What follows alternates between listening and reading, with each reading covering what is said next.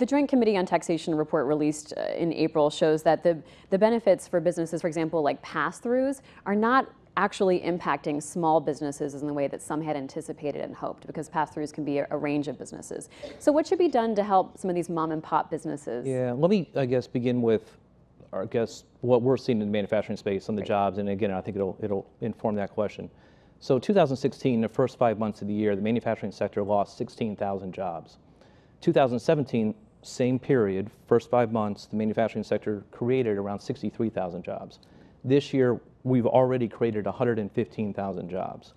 So now again, you could make the argument that that is just accidental. I would make the argument that there is a direct relationship between what we're seeing in the economy and what Congress and policymakers did on the tax code.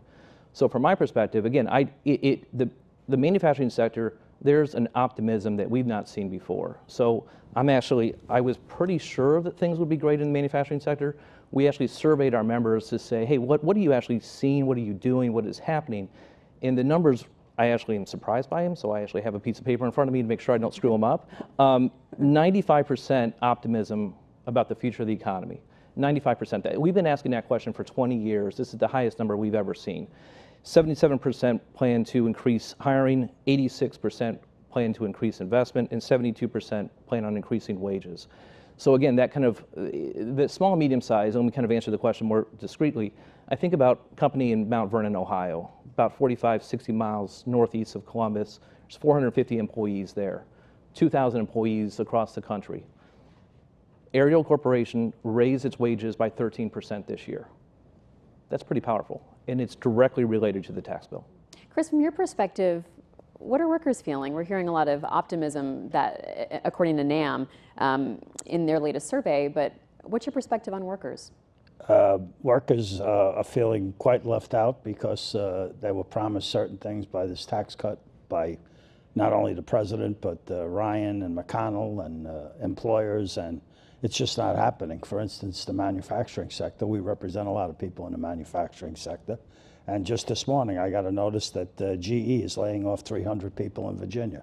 So the numbers that they're talking about here, I don't see happening on the ground, and workers don't see happening at all, and their wages are not going up. And the whole premise that when productivity rises, wages rise, is proven by history to be completely incorrect, because for the last 30 years, productivity has been zooming through the ceiling in the United States, and wages have stayed stagnant for 30 years. What would your members like to see in the next version of a tax bill? Some way to get companies not to use the money for stock buybacks and to use it for wage increases and investment in businesses in the United States, not overseas, where the tax bill, another promise that was made was that they would be bringing back work from overseas. Well, under this new tax bill, the tax rate for profits made in overseas concerns for American businesses is half what it is of the 21%. It's only 10.5% in profits made overseas.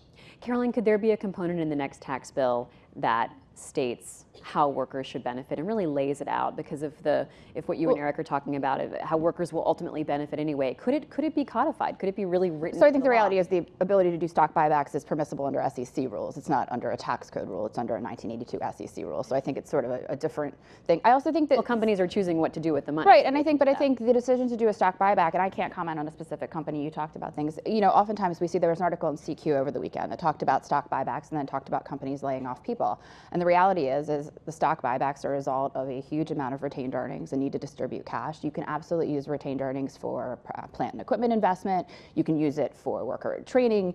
But the reality is on the worker side, whether you need workers, a lot of these things that are being laid off are part of restructuring plans that were implemented 5 years ago. And the reality is the need for workers is driven by supply and demand. If I have 200 workers in New Jersey and I don't need them there anymore, as a CEO in charge, I'm not going to keep that. I'm going to reallocate that capital elsewhere. So I think, you know, I think we're sort of, it's a false choice to say that you have to choose between stock buybacks and worker retention.